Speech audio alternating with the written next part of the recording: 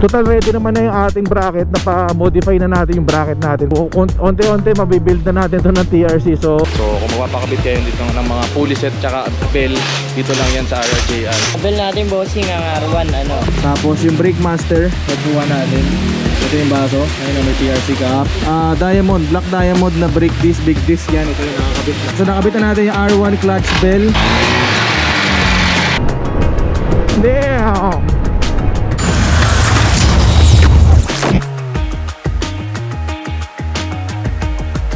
Ngayon guys, pupunta tayo sa RRJR ulit. As per my last video guys, diba nakita nyo naman na meron tayong papakabit dito sa motor natin na to. It's just that parang 2 weeks ata tayo, 3 weeks tayong binabagyo, diba? So basically, pupunta tayo ng RRJR para magpakabit ng brake system. Pero medyo may nauna na dito. Like yung ating brake disc, papakita ko sa inyo mamaya. Naka big disc na tayo dito sa ADV 160 natin. At the same time, kung makikita nyo or mapapansin nyo dito sa harapan natin, makakabit na ang ating brake hose na TRC rin. Braided yan harap likod.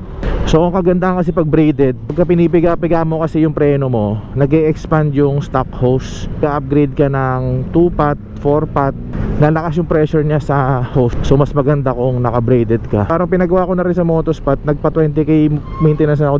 Di ko na lang siya na vlog. Pero yun din naman ang ginawa. Parang lahat, palit ng fluid, magneto cleaning. Tapos nung binaklas yung itsura niya, nung binaklas na yung fairing niya, sabi ko since gagawin na rin naman, why not palitan na lang din yung hose para pagdating natin ng RRJR, brake master na lang kasi talagang tight na tight yung schedule ko. So kung ano yung mga kaya kong i-squeeze, pinag-i-squeeze ko. Basically yun yung naging plano. Nakakabit na lahat. Bali lahat ng gagawin sa RRJR pagdating natin doon is plug and play. So pagdating natin doon, ang ikakabit naman is yung ating total ready naman na yung ating bracket. Napa-modify na natin yung bracket natin. Pasok na siya dito sa big disc natin. Tapos yun, brake master tsaka yung caliper na lang na TRC. Pero wala pa tayong caliper do, pero isusunod natin yan. Pero at least naka-ready na siya na naka-braided hose na siya. Unti-unti mabibuild na natin to ng TRC. So straight, medyo magiging straight TRC tayo dito. Tiwala tayo sa TRC. Kasi nga diba, proven and tested naman natin na siya kasi pinang-long ride natin yan. Even yung mga suspension natin, front and rear, long ride natin talagang subok na south and north, talagang dulo-dulo ng Luzon magagawa natin, kasama natin TRC. Di naman tayo nagkaka-aberya, di ba? Konting modifications, yes, pero it doesn't affect technically the performance. Yung bike, nagagamit natin siya, nakita natin sa durability test. I highly suggest, syempre, TRC. Kasya ata uy, kasya. Yung matetest natin, makita natin yung quality na brake master ng TRC. Bagong labas din kasi yun guys. Pinag-ipunan natin yung TRC brake master na yon. At the same time, yung caliper.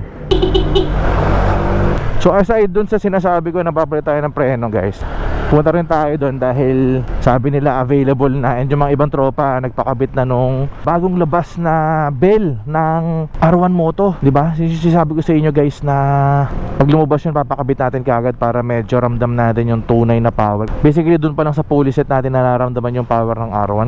Ngayon pa konti-konti nilalabas na lang yung sa bandang clutch. So inuna nila yung bell, yun yung papakabit natin ngayon. Sabi nila maganda, tsaka nakita ko yung design, ang ganda. Ito papakita ko dyan sa screen. So mamaya papakita ko rin naman kung ano yung tsura kasi kakabit dito. So and later sasabihin ko sa inyo kung may pinagbago. Syempre hindi naman tayo bias. Sasabihin ko lang naman kung ano yung talaga nararamdaman natin dun sa bike, kung may magbabago talaga.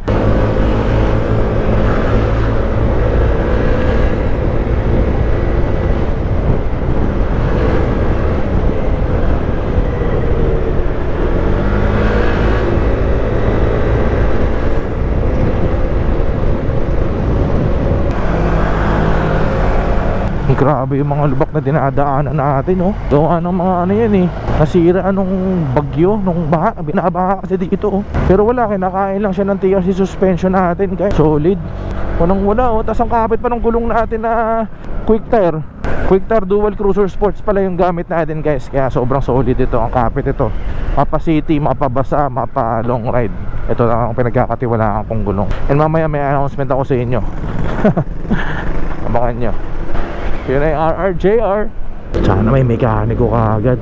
May pasok pa kasi tayo guys Bossing! Bossing! Sakto na naman, oh. Hi guys, so nandito tayo ulit sa RRJR. Yan, oh. 506 ay 60 ay 506 Bonnie Avenue, malapit sa may silo, sa may Mandaluyong Circle. Doon dito na tayo mag-office. Ay, office tuloy. Dito tayo magpapagawa ng motor. As usual, weekdays ngayon pero ang daming, tas morning pa ngayon, so ang daming pumupuntang mga motor dito kapagawa. Napakita natin. So malamang ADV natin, may isang NMAX. Tapos may tatlong pulang ADV. Ewan ko kung magtutropa tong mga to, pero ewan ko kung coincidence, pero wala yun, no? May napansin tayo dito, guys. May nagpapakabit ng R1 Moto na bell pati pulley set. Ayan. Bell tsaka pulley set yun, eh. So kung magpapakabit kayo dito ng mga pulley set tsaka bell, dito lang yan sa RRJR. Tanong natin si boss, magkano nga ulit yung bell tsaka pulley set natin R1? Sa bell natin, bossing, ang R1, 1.7 sa lahat ng klase ng, mapa-click, 6 ADB or NMAX Aerox, 1.7 lang. Yun. Sa pulley naman natin, mga Mio 125, 1.850. Sa click naman, 1.950. NMAX Aerox, 2.7. Then PCX, tsaka ADB, 2.5. Yun. Sabihin nyo lang, napanood nyo dito, may discount kayo kay bossing. Kung sa admin lang yan. Ngayon, papagawa natin sa motor natin. Gagawin ni Brian, sakto lang dito si Brian. So, gagawin sa motor natin ito. Pero ito rin sabi ko sa inyo, nagpalagay na tayo ng braided na TRC hose. Front and rear na yan. Ayun, naka-TRC na rin to. Tapos, bali ang gagawin na lang, igakabit na lang tong TRC brake caliper natin. 2-pot, harap likod, ganyan sa bracket. Ito modified na to, tok na sa dyan. Tapos yung brake master, ito yon, black na nakuha natin. Kakabit na lang ni Brian to later. Ito yung baso, ayun na may TRC cap. Tapos diamond, black diamond na brake disc, big disc yan. Ito yung nakakabit na. Tapos syempre di mawawala yung ating bago ikakabit na bell, R1 bell. Ito yun, makikita natin, wala siyang groove, guys, pero ganda ng texture niya. For sure kakapit yung natin dito, lining. Pero ang I would suggest, ipatono nyo pa rin sa magaling na tuner para talagang ma-maximize nyo yung R1 full set at itong bell na R1. Shoutout kay Ray. Bray, ikaw na bahala. Yes, sir. Ako nang bahala dyan. So guys, nakabit na natin yung na TRC brake master. Galing talaga dito, So yan, nabili natin is yung black. So susunod na natin tong click kaliwa. Yan. So nakabit na natin yung TRC hose sa TRC master. Mamaya mag-bleed na lang tayo. Ganyan na siya. Yan. Update ko yun, guys, ulit. Alright, guys, tapos na ikabit ang ating TRC brake master. Na-bleed na rin to dito sa taas. Mamaya mag-bleed na lang tayo sa baba. Pero yung itsura niya, pwede, Magbumagay siya dito sa lever guard natin. Pinaka-brake master, ito yung pinaka-base. So, naikabit naman natin yung pagpromeno. Siyempre, kailangan umiilaw yung likod, diba? Yun nga lang, pag magpapalit kayo ng brake master pala, pagka, let's say dito sa EDV, diba pagka mag-start tayo ng motor, kailangan humawak tayo sa preno sa kaliwa. Dito, since wala naman yung TRC ng pang ganon, binaypass na natin. So basically, pag in-start natin ng walang preno to, mag-i-start to. Yan. So yun lang may iba pagka nagpa-brake master kayo. Pero may ilaw yan. May ilaw yan sa likod. Nakakabit na rin natin yung ating caliper, TRC caliper na may bracket. So mamaya testing natin kung gaano siya kakapit. Okay yan siya.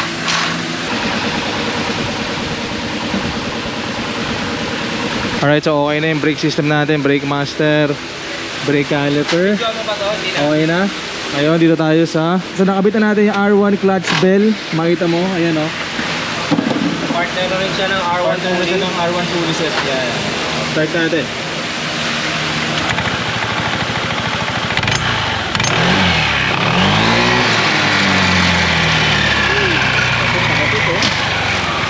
Marinig mo yung crank. Solid. Tunog ng bakal. Tingnan mo. Parang ano na? Matigas na, di ba? Matigas na. Dito dyan mabibili yan sa RRJR or punta kayo sa, ilalagay ko yung link dyan sa sa description, yung yellow basket dyan.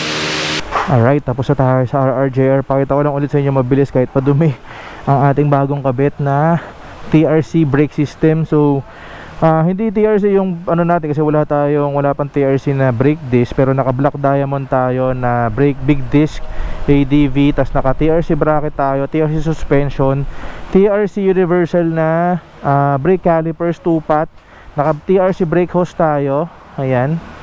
Tapos TRC brake master, 2 piraso, harap likod. So color black yung pinili natin, CNC finish, napakaganda. May mga baso likod naman natin, syempre TRC suspension 395mm, TRC brake hose din, syempre para pag nagpalit tayo ng brake caliper naman sa likod, ready na yung motor. And nagpalit na rin syempre tayo ng R1 bell, R1 moto bell para sa ATV. And mas gumanda yung kapit niya sa lining natin na Kevlar. Ayun, walang maramdamang dragging, pataas na naman yung power niya. Woo! Lakas.